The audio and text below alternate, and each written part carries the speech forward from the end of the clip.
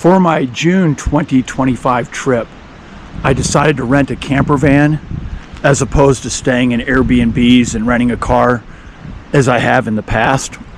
One, I just wanted to try the experience and see if I liked it.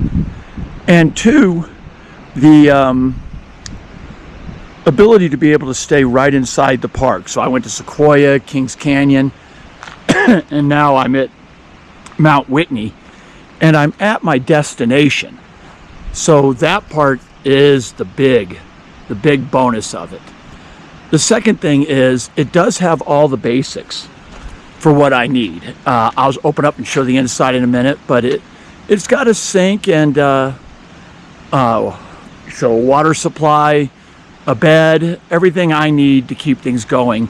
The ability to charge all my devices, and that's great. Up in the upper part here is where they keep the bedding, and then there's a couple things that I didn't use, such as lawn chairs and arms or legs, I guess you would say, for the awning and things. But the other thing you'll notice if you look at it is it's nice and small, so this would only be good for maybe one person, or a couple if you're used to sleeping in a small bed. But this I can park pretty much anywhere, and it drives like a car.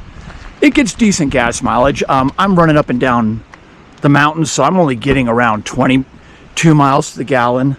But the cockpit's a standard car cockpit, nothing special here. Open up the side here, and from here it's kind of dark, but you can see the kitchen in here. So there's the water. Over to the left is a charging station for all my stuff. And that little green box, which I'll show you here a little bit better in a minute, is the refrigerator. Now, with the refrigerator, I had a hard time using it, and it could just be me, but it freezes kind of from the bottom up, and I didn't want excuse me, anything frozen. So I've ruined 24 eggs in there with them just being frozen, and a half pound of meat, but I was starting to get the hang of it by 3 days in. This right here, on this side here, this folds out into a bed and comes completely over here. So, that makes it comfortable for me. The one thing I would say I don't like about it, which is not a big deal for some people, I'm sure, is it's vinyl, and they want you to put a cover over it, which I understand. It's to protect, the thing on it, and they do give you the cover.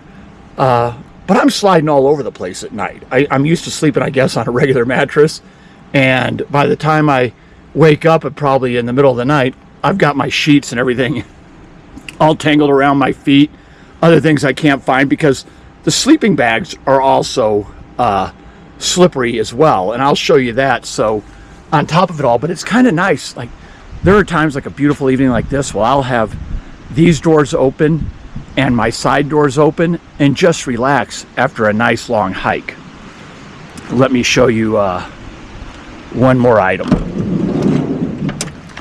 Okay, there's another view of the bed.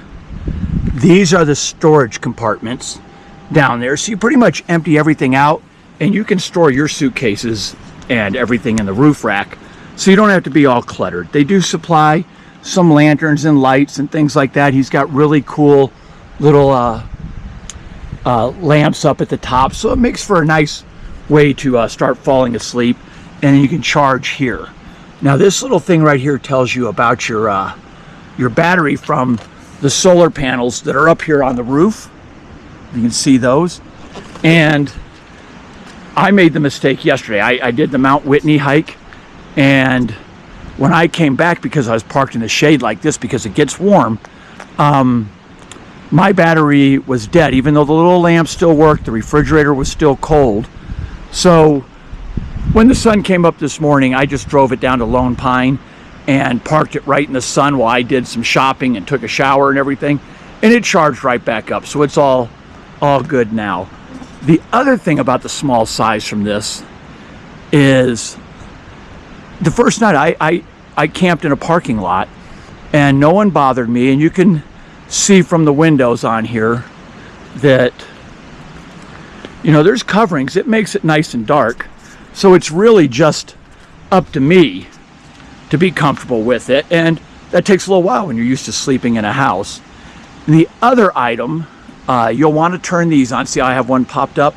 That keeps the air flowing at night and circulating. But there is no air conditioning or heater other than what you would have with the car. And so you do need to be in a place where it's not freezing or it's not going to be overly hot.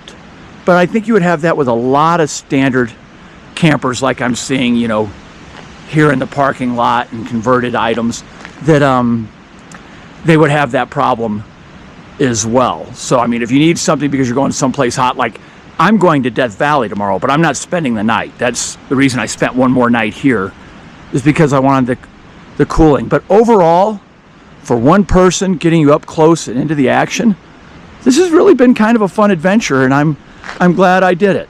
So we'll see if I do it again.